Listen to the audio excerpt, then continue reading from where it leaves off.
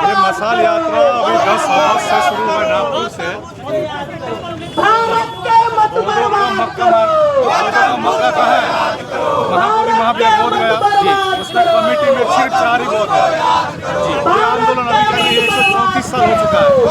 आना ने शुरू किया है, इतने ज्ञापन दे चुके सरकार को और शांति में विश्वास करते हैं, करुणा में विश्वास करते हैं। इसका मतलब अपना हक अधिकार नहीं मांगे। तो अभी मशाल यात्रा 10 अगस्त से शुरू हुई है, आज झारखंड में आई है। ये झारखंड के प्रत्येक गाँव में जाएगी, बिहार में चल रही है। मैं कल उत्तर प्रदेश जा रहा हूँ।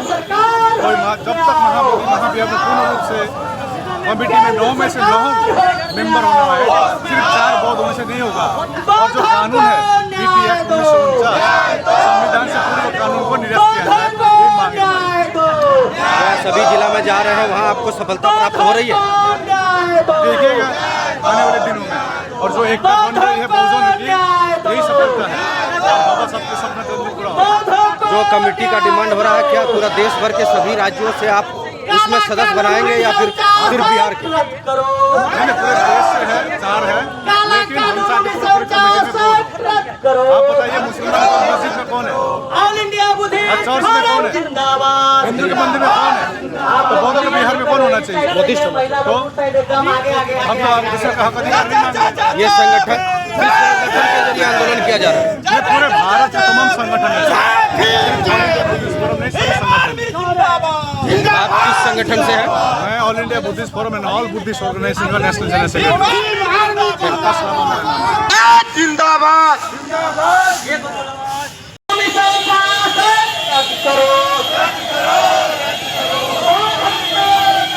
हम लोग ये मांग करते हैं कि बीटीसी एक्ट 1949 को केंद्र सरकार निरस्त करे। आजाद जी जो आज सदन में ये बात उठा रहे हैं, सदन से लेकर रोड तक, ये भीम आर्मी इस जंग में। आप भीम आर्मी से हैं?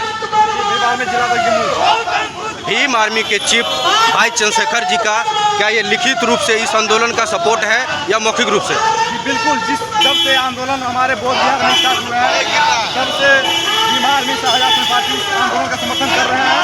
तमाम आंदोलन जितने भी हमारे पूरे भारत में होंगे, जब तक बोध बिहार से हम लोग का कब्जा खत्म ना हो जाए, तब तक हम लोग भीम आर्मी का सहयोग रहेंगे। आवाज आ रही है 1949 कानून को रद्द करो। ये 1949 कानून क्या है?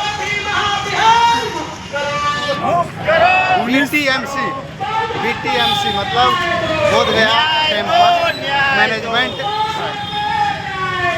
कमेटी जो है उसको भंग करने कह रहे हैं। वो इसलिए कि वो संविधान बनने से पहले ये कानून, संविधान बनने के बाद ये सब सारा कानून जितना था वो जड़ से निरस्त कर दिया गया, लेकिन ये लोग नहीं किया, उसको आज भी ये लोग मान रहा है। और उसके तहत बोध गया पर ब्राह्मणों का कब्जा, जबकि इस्लाम के जो कमेटी होते हैं, मस्जिद होते हैं, उसमें मुस्लिम लोग का सबका रहता बहुल, सिख में सिखों का रहता है, क्रिश्चियन में क्रिश्चियन का रहता है, हिंदू में हिंदू का रहता है।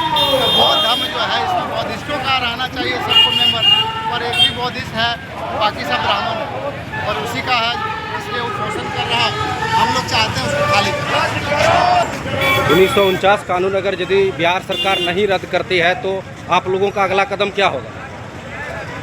ये आंदोलन जारी रहेगा और आंदोलन धीरे धीरे उग्र होता चलेगा, क्योंकि 1949 में जो एक्ट बना था, तो कांग्रेसियों ने इस एक्ट को बनवाने में सफल हुआ, क्योंकि वो जानता था कि बाबा साहब अम्बेडकर जो भारत को बोधमय करना चाहता है।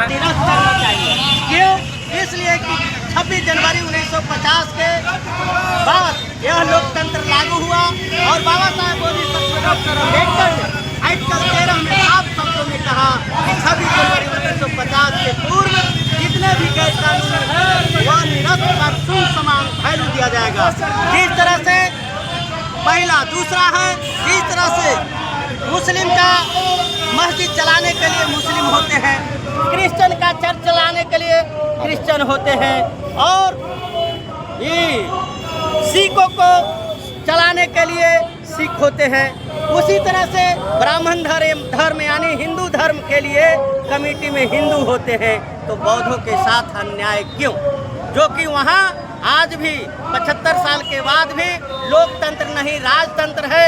वह राजतंत्र यह है कि गया जिला बिहार में है, वहाँ का अगर जिला अधिकारी हिंदू होगा तब ये बोध गया महाबोधि महाविहार के माननीय अध्यक्ष होगा, अन्यथा अब वह नहीं होगा, दूसरे जगह के बुलाया जाएगा। यह लोकतंत्र में धर्म जाति निरपेक्ष है और वहाँ का आज भी यह व्यवस्था है कि ब्राह्मण होगा हिंदू होगा तब होगा। तीसरी बातें हैं कि सभी लोग आज़ाद हैं, बौद्धों को गुलाम बना के रखा गया है 1949 एक्ट लगा करके, इसलिए कि वहाँ 4 बुद्धिस्ट और 5 हिंदू रथ गैर बुद्धिस्ट हैं। इसलिए हम लोगों को कमेटी में पूरा बौद्ध चाहिए, इसलिए कि तब जाकर के बौद्धों को विचार को फैलेगा और बौद्धों का जो है मान्यता वह मिलेगा। नाम बता दीजिए। मेरा नाम भदंते सुनीत पाल थेरो है, ऑल इंडिया बुद्धिस्ट फोरम के भिक्षु संघ प्रभारी हैं, सह धम्म मित्र बौद्ध मिशन के जनरल सेक्रेटरी। ठीक है, चलिए आइए। 1949 एक्ट आप कैसे ख़त्म करेंगे? बाबा साहब डॉक्टर अम्बेडकर ने कहा था कि कार्यपालिका विधान पालिका न्यायपालिका आपको न काम करे तो आपके लिए यह जो देख रहे हैं जनसलाब, यह जनता के दरबार में जाओ और जनता के अपनी दुख बताओ। अगर जनता आपकी दुखों को सुन लेगा समझ लेगा तो वह जो अन्यायपूरी कानून है, अन्याय रूपी जो कानून है उसको ईंट से ईंट बजा करके यानी एक वोट दे करके उसको गिरा करके ऑनेस्ट ईमानदार और संविधान में आस्था रखने वाले व्यक्ति को वहाँ गद्दी पर बैठाएगा और तब तुम्हारा काम हो। किस चीज़ का आंदोलन हो रहा है मैडम? ये बुद्धिस्टों का आंदोलन है जो बौद्ध विहार में जो बाबा साहब हम लोगों को हक अधिकार दिए हैं, इसमें जो है सो ब्राह्मणों का राज है, को अपमान हो रहा है, औरतें को अपमान हो रहा है। को चाहिए बौद्धों को न्याय चाहिए उस जगह पे।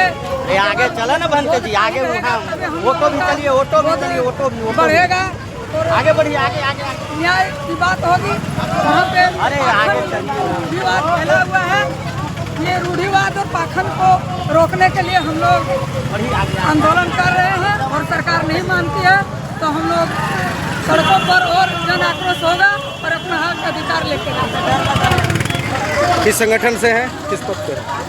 महिला अनुसूचित संघर्ष समिति मधुपुर में अध्यक्ष। हम लोग 2022 से लगभग 50,000 संगठनों से, छोटे छोटे संगठनों पार्टियों से यानी लगभग 3 लाख केंद्र सरकार को, बिहार सरकार को माने हस्ताक्षर कर करके आवेदन दिए, साक्षात्कार करके आवेदन दिए। उस हस्ताक्षर में आज तक कुछ उसका निदान नहीं मिला। हम लोगों को इतना ही मांग है कि जिस तरह से बौद्धों को न्याय उस तरह से दो जिस तरह से मुसलमानों को मस्जिद का मालिक मुसलमान होता है, क्रिश्चियन चर्च का मालिक होता है, यह जो है सिख लोग गुरुद्वारा का मालिक होता है, हिंदू लोग मंदिरों का मालिक होता है। तो विश्व धरोहर जो महाबोधि महाविहार बोध गया है वह बौद्धों को दो। ये चलते कि आर्टिकल 13 में बाबा साहब डॉक्टर अम्बेडकर ने लिखा है कि 50 के पूर्व जितने भी कमेटियां हैं असंवैधानिक उसको निरस्त कर शून्य समान वैल्यू दिया जाता है। जिस तरह से तुम 370 धारा जो संविधान में वर्णित था उसको रातों रात हटा सकता है तो ये तो गैर कानूनी है। हम बौद्धों के साथ अन्याय है। हम लोगों भी शांति से जीना चाहते हैं, अपने धर्म को प्रचार करना चाहते हैं, अपने जुबान से सभी लोगों को बताना चाहते हैं। तुम हमको जुबान पर ताला लगाने वाला कौन होता है लोकतंत्र में? तुम हमारे धर्म को प्रचार करने में रोकने वाला कौन होता है? तुम हमारे बुद्ध विहार में जैसे वहाँ 4 बुद्धिस्ट 5 हिंदू को कमेटी बना करके पंडित जवाहरलाल नेहरू ने 1949 में ही रखा है। जब इस देश में 50 से लागू हुआ तो तुम हमको भी अधिकार दो। आर्टिकल 25 आर्टिकल और अनुच्छेद जो है आपको 28 जिस तरह से बताता है उस तरह से लोकतंत्र के तुम कत्ल कर रहे हो। कत्ल ही बर्दाश्त अब भारत की जनता नहीं करेगी। इसी तरह से पूरे महाराष्ट्र, पूरे छत्तीसगढ़, मध्य प्रदेश, यूपी, गुजरात, उधर होते होते हम लोग अभी 28 अगस्त से बिहार और औरंगाबाद से शुरू किया है और 29 को बोध गया। इसी तरह से 6 जिला में बिहार में अभी कर करके झारखंड में पहला जिला देवघर में प्रवेश किए हैं। सभी लोगों को बताने का काम कर रहे हैं कि हमको भी आप लोग न्याय दिलाने में मदद करें। जो तथागत महामानव गौतम बुद्ध ने प्रकृति पर भरोसा किया, जो विज्ञान पर भरोसा किया, आज उन्हीं के गर्भगृह में पिंडदान होता है। उन्हीं के गर्भगृह में देवी देवताओं को हाल में अभी देखे होंगे कि बुद्ध पूर्णिमा के दिन ऐसा कोई बर्दाश्त करेगा? कोई नहीं बर्दाश्त करेगा। अगर दम है तो मुस्लिम के मस्जिद में जा करके शिवलिंग के पूजा करके दिखा दे। अगर दम है तो क्रिश्चियन के जा करके चर्च में शिवलिंग के पूजा करके दिखा दे। अगर दम है तो जा करके या गुरुद्वारा में अगर शिवलिंग के पूजा करके दिखा दे। या लोकतंत्र के हनन करने वाला जो बिहार के राज्यपाल है तथागत बुद्ध के तरफ पीठ करके और वहाँ बनावटी शिवलिंग का पूजा किया है। इससे और लोकतंत्र के हत्या क्या हो?